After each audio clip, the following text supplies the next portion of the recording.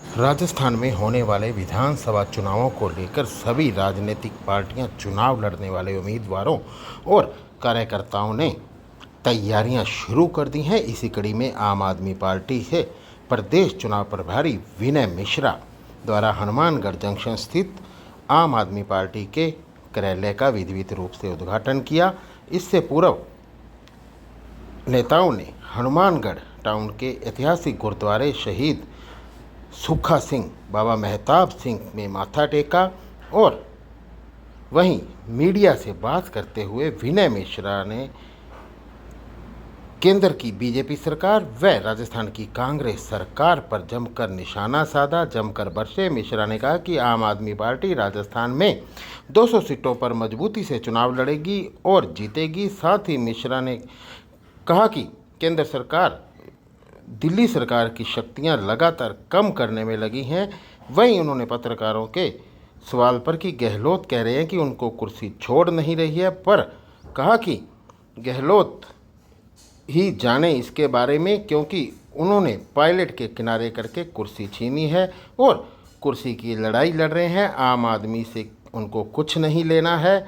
वहीं मिश्रा ने कहा कि आम आदमी पार्टी की पहले प्रदेश स्तर, फिर लोकसभा, फिर जिला स्तर के और अब 10-10 गांवों पर एक सर्किल इंचार्ज बनाया गया और अब गांव-गांव में जाकर संगठन बनवा रहे हैं और पार्टी को मजबूत करेंगे। पत्रकार वार्ता में पूर्व पदाधिकारियों ने का तिलक एवं बुक्के भेंट करके स्वागत किया गया। इस मौके पर आम आदमी पार्टी के जिला कार्यालय प्रभारी सचिन कौशिक, प्रदेश अध्यक्ष सुभाष मक्कासर, प्रदेश संयुक्त सचिव सद्दाम हुसैन, अधिवक्ता गजेंद्र सिंह नंदा, अवतार बराड़ आदि उपस्थित रहे।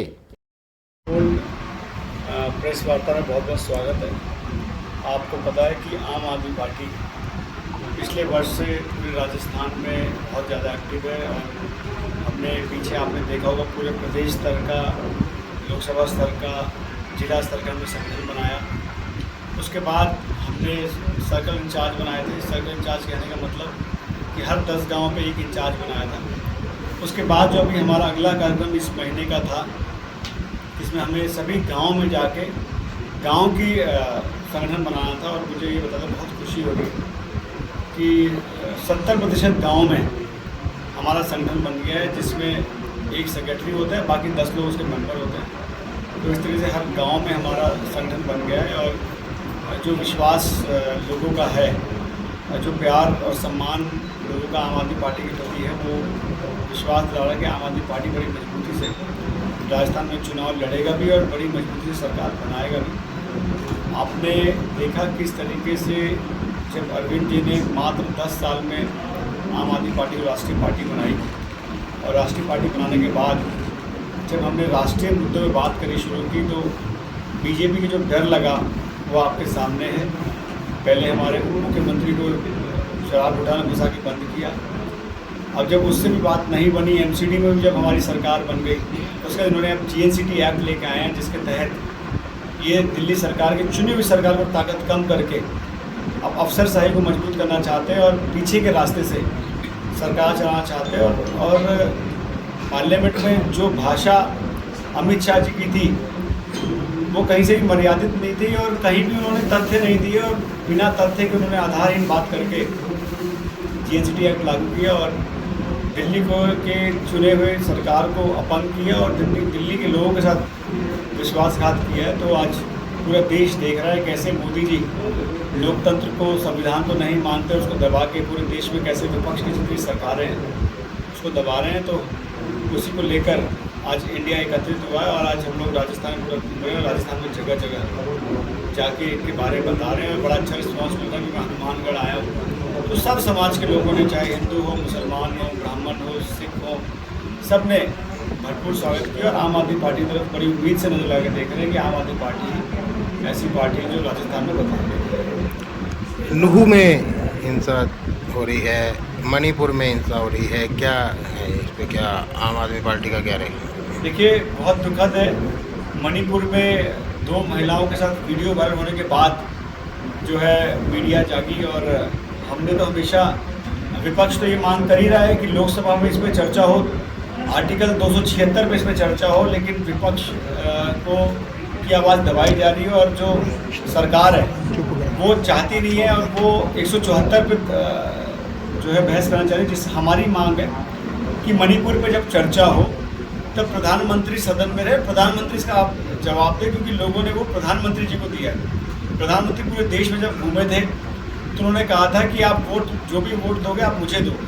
तो आज मणिपुर में मोदी जी कुछ बोल नहीं रहे हैं, अमेरिका घूम रहे हैं, फ्रांस घूम रहे हैं, यूएई घूम रहे हैं, और मणिपुर जाने का टाइम नहीं मिल रहा था। तो दुखद है कि उनको आज देश से कोई लेना देना नहीं रह गया, मणिपुर से कोई लेना देना नहीं रह गया। आज भारतीय जनता पार्टी एक चुनावी मशीन बन गई है। देश का संसद सत्र चल रहा है, प्रधानमंत्री संसद में ना जाके कभी राजस्थान में आके भाषण दे रहे हैं, कभी कहीं जाके भाषण दे रहे हैं। तो वो चुनाव पे सिर्फ उनका फोकस है, ना कि देश की जनता को लेकर कोई चिंता है। किन मुद्दों को लेकर चुनाव की तैयारी की जाएगी? देखिए, मुद्दे बहुत हैं। बिजली, पानी, शिक्षा, स्वास्थ्य हमारा मुद्दा है।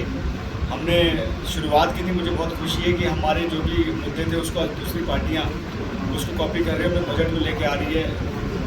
मैं स्वागत करता हूं, लेकिन जनता जानती है कि जो वादे अरविंद जी ने किए वो अरविंद जी ही कर सकते हैं, और डुप्लीकेट केजरीवाल से लोग सावधान रहें, ओरिजिनल केजरीवाल को चुने।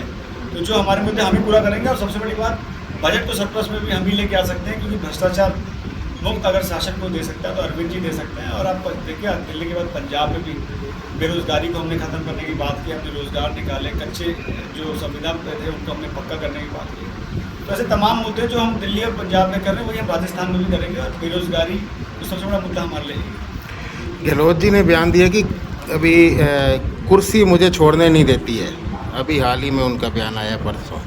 क्या मतलब कुर्सी छोड़ने नहीं देती है? कौन नहीं छोड़ने दे रहा उन्हें? देखिए, अब ये तो गहलोत जी बता सकते हैं कुर्सी उनको छोड़ने दे रही है, वो कुर्सी को नहीं छोड़ रहे हैं। क्योंकि पीछे भी जब चुनाव हुआ था तो सचिन पायलट के चेहरे पर चुनाव हुआ था। सचिन पायलट प्रदेश अध्यक्ष थे, और उनको कैसे हटा के अशोक जी मुख्यमंत्री बने।